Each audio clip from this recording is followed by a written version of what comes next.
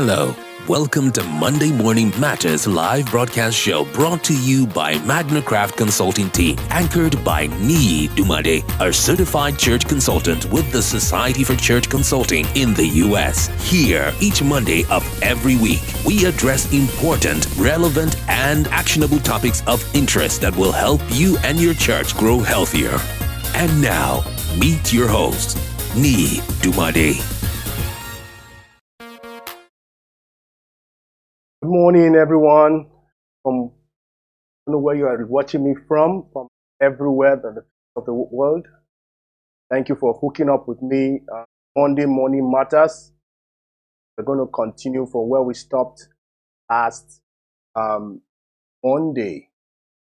Stop from where we stopped last Monday, and just to give some little cap of what we discussed last Monday. Most of the churches we have right now are not growing more than the growth rate of community. Most churches also have not done community analysis of who they have in their community so that they can craft out strategy or modality of how to invest. So we talked all those last Monday, where we talked about beckoning on people to come for the supper in Luke chapter 15, bring them and to compel them. Right, and that's what was last Monday. Jesus Christ is an inviting God, so we need to also be inviting. So I must say here that the people of the world, when they go to their nightclubs, they push bars, they don't go there alone. They try to come because they see it as fun, they see it as enjoyment, and then we as Christians we see it as also fun, and it's something that has carnal implications. Okay, so today we're going to talk more on the impact of invitational culture. I want to say here that culture is better taught than taught. Culture is better taught than caught. And we're also going to look at how the impact of invitational culture, what it has to a growing healthy church, And so invitation creates awareness. Okay, you have a community of people. There is a number of people that are staying in the community. As a number, it has some demographics, it has some psychographics, it has some geographics, all right? And those people cannot just know about your church in isolation. There must be some form of invitational campaign. All right? Invitational campaign creates awareness, especially in the community. Now that the church too has gone into the digital space, we need to also create awareness. Let's sponsor our posts. Let's sponsor our broadcasts. Let's sponsor our services. Let's sponsor the gospel online. All right? That is the reason why God enabled us to reach out to the community. Okay? Now, the church is planted in that Jerusalem for a reason. There is a reason why God planted that church, that community. There's also a reason why God wanted us to go into the digital space. So, who are the kinds of people that are responding to our invitation? Right? When we read that scripture last Monday in Luke chapter 14, in verse 16 to 24, you see that they sent invitation to everyone, and not everyone responded. In fact, every one of them had excuses. Then later on, he went to another set of people. Then later on, he went to the third set of people, which now responded. See, the truth about it is that the gospel will only be relevant to those who are downtrodden, who need hope, who need help, who need salvation, and who need the touch of God. So the kinds of people that respond to gospel invitation are people in dear need of the gospel. And thank God for what is happening in the world with the pandemic. A lot of people are now receptive to the gospel like never before. Every step forward or next step always precedes an invitation. So if you are making a powerful message or sermon online, let us see how we can make an altar call. Let us see how we can be inviting. Let's invite people to be part of the body of Christ. Next Monday, I'm going to talk more on how to generate traffic to your website and your social media handles. In my show notes, you'll see 2 websites I put there for you to just familiarize yourself with it.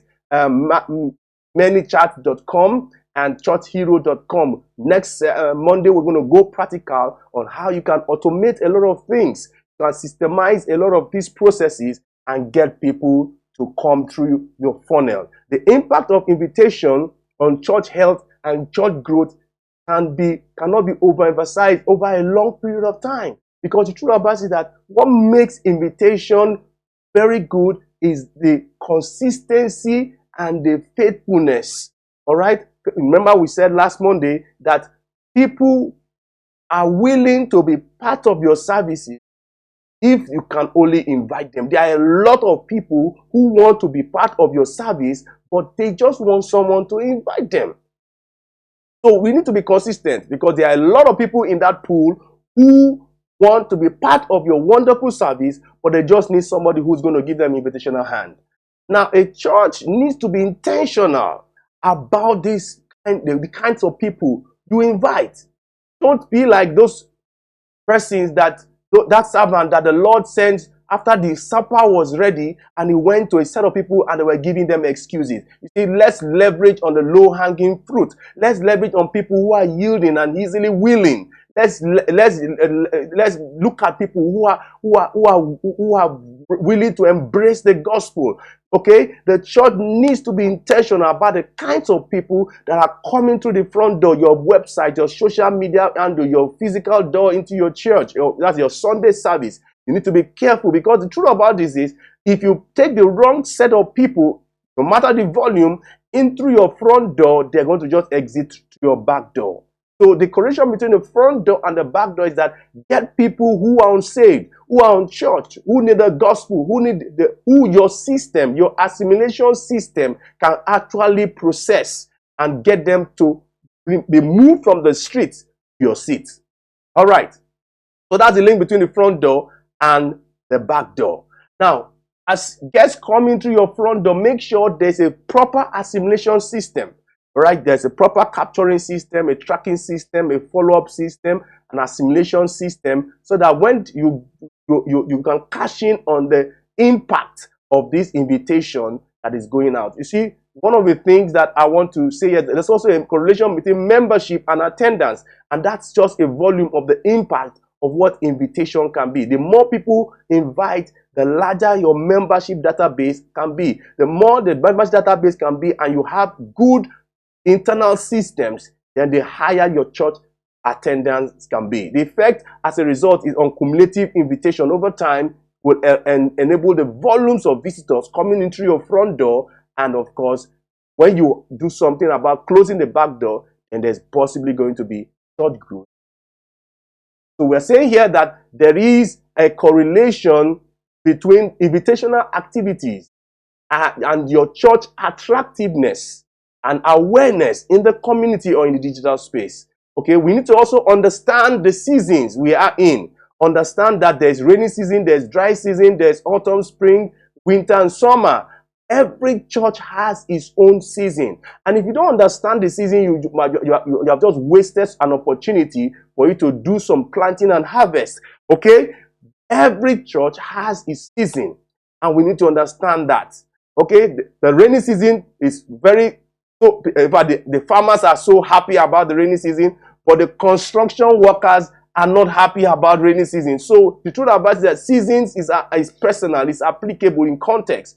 So every church needs to understand the season they are in so that they can motivate. They know when to have a big catch in the river. They know at what point in time they need to sustain the guests flowing into their direction after creating a system that will sustain that inflow and to be partakers of what is going on in that church.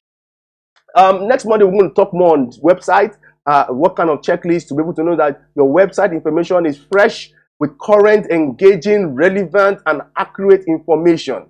And then we're also going to look at how you're going to use goal setting. I will just share this story a little bit. There was a time we did a goal setting in my church. We had a monthly target of 100 guests every service. Okay?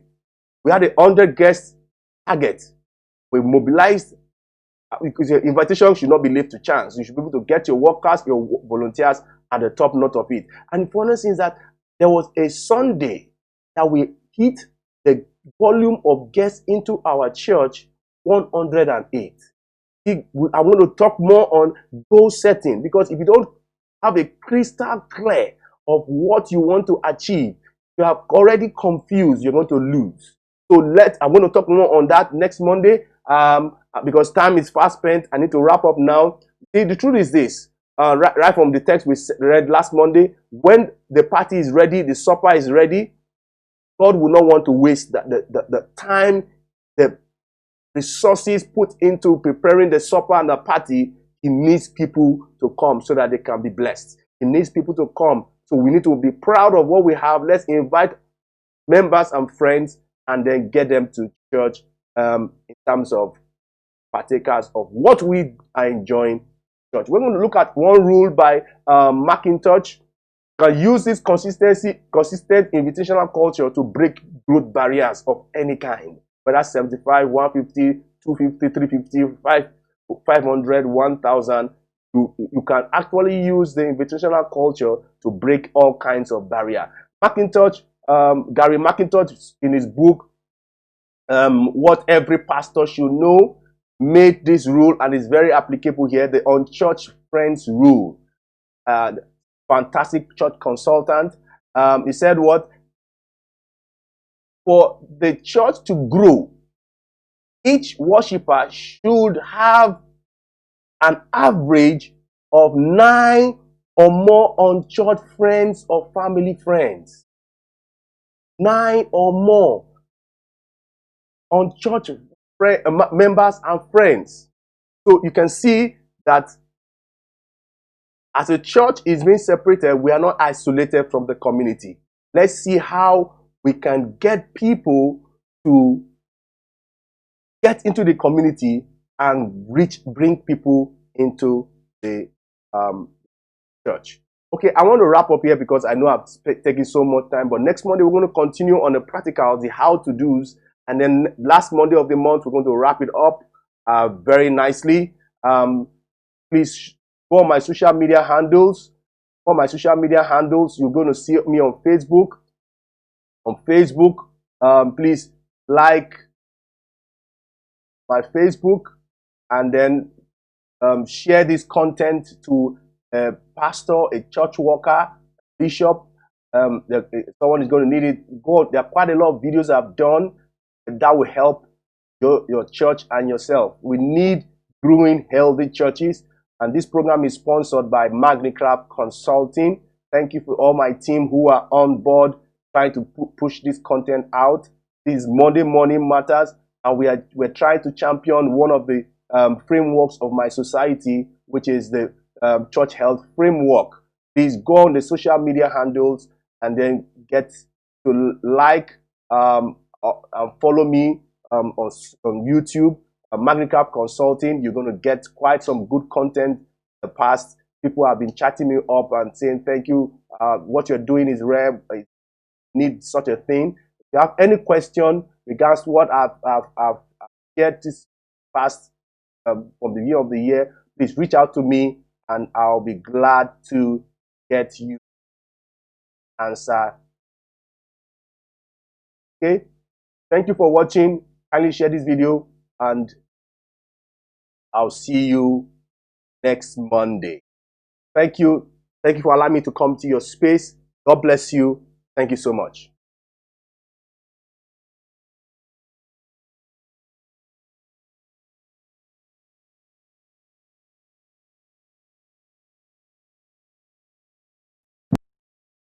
That 70% of pastors constantly fight depression and burnout for the frustration experience as a result of ministry workload, discouragement, and pressure. We help leaders grow healthy churches. We are excellent at what we do, and we are fast becoming the best of the very best. Magnicraft Consulting is set up to help both small and large-sized churches become healthier by using proven diagnostics tools, effective retention strategies. We give the right and appropriate and professional advice. We are the certified certified church consultants with the Society of Church Consulting in the United States of America. Trust us to help you grow. Don't wait till it's too late. You will be glad you did. Call us now on 0802-324-2258. Email contact@magnicraftconsulting.com or magnicraftconsulting@gmail.com. Facebook, Twitter, Instagram @Magnicraft Limited. Magnicraft Consulting, doing church God's way.